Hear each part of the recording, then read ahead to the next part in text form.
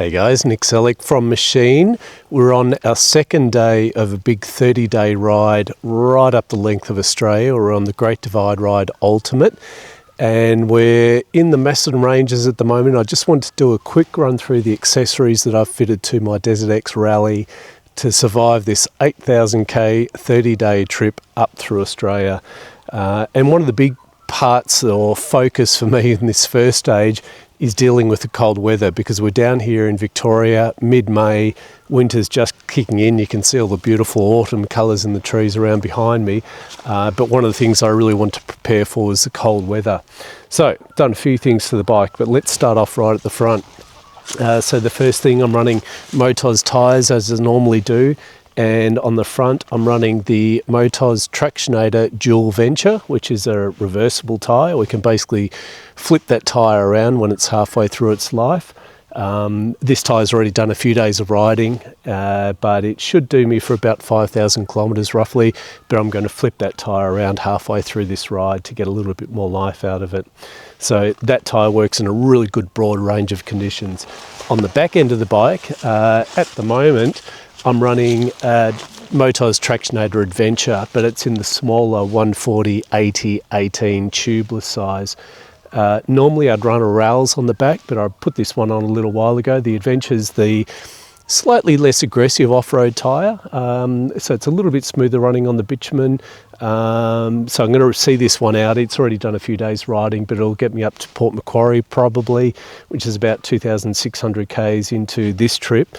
And I think I'll probably swap it out there for a Rails tyre, which should do me through the rest of the ride, which be another 5,000 odd kilometres roughly from there, from Port Macquarie.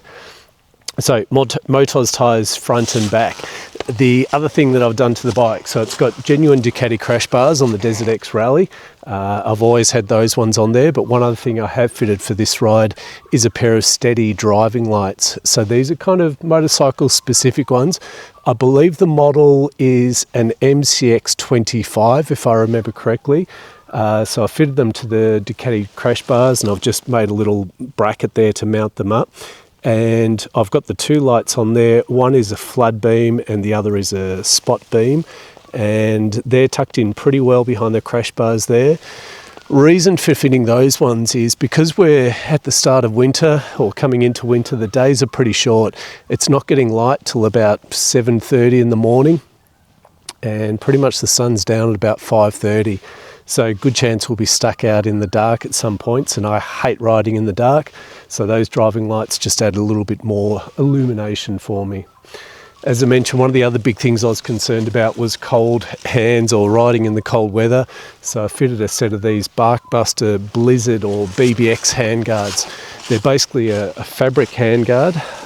And if we take a look at them, so underneath there, I've got the genuine, or the normal, I should say, Barkbuster handguards in there. So we've got that aluminium backbone. You can see the plastic of the normal Barkbuster handguard, and then this fabric just goes over the top of them with a little secured bit there. But they're a nice rigid sort of fabric material, and it really helps to keep that cold wind off the hands.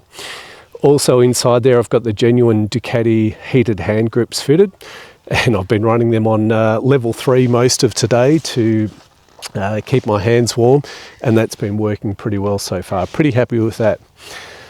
As far as carrying some gear on the bike, you can see I've got an Endurostand tank bag on there. I think that one, I'm trying to remember the capacity of that. From memory, that's the Sandstorm model, if I remember correctly, and about 5 litres capacity, but don't quote me on that. Can see it's waterproof. It's got a little charging port there, so I can run USB charging cable through there, or through the front of the bag as well. There's another charging port there, and so I'm carrying the drone inside that. So I do want to try and get a lot of photos and videos during this trip, so I've got the drone in there. That makes it nice and accessible.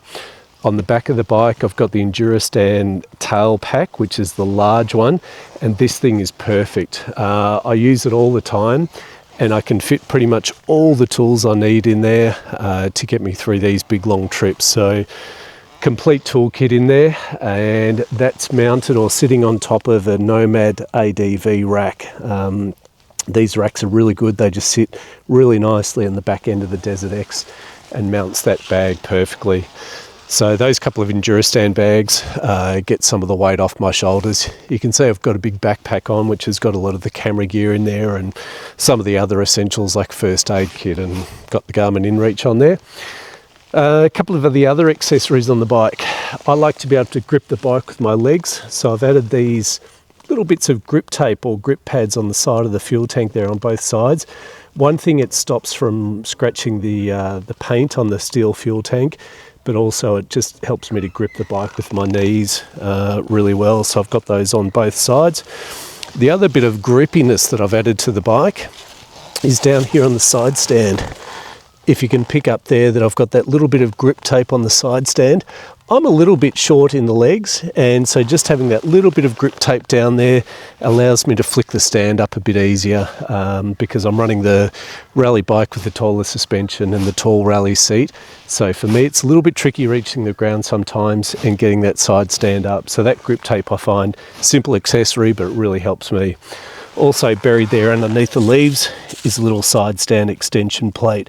So that allows the bike to park on soft surfaces like this and not sink in like it might normally do.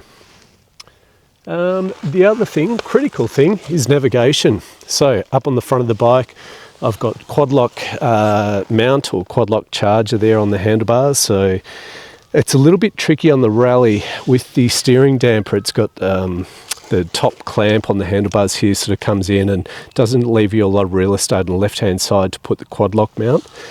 So I mount it on the right hand side of the bars, and you can see I've got the anti-vibration wobble head on there, also with the wireless charger, and that makes it pretty bulletproof running or charging the phone while you're riding.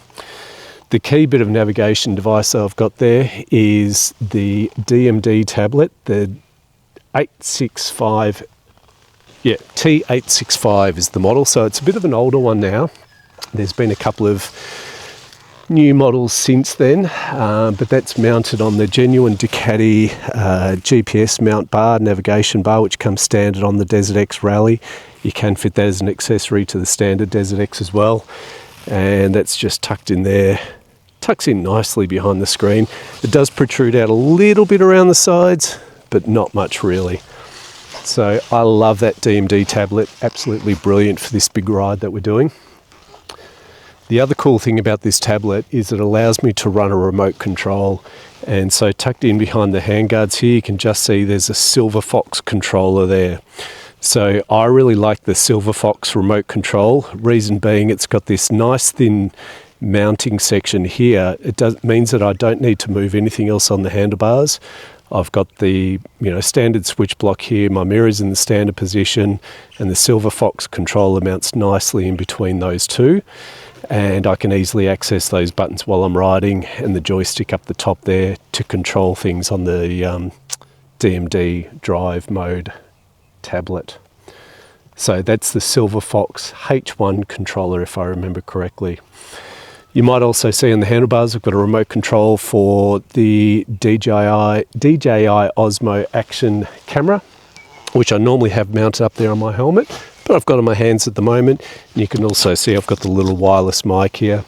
So that wireless mic normally sits up inside the chin bar of my helmet and get good clear audio, and that little remote control button allows me to control the camera, turn the camera on and off without taking my hands off the bars basically.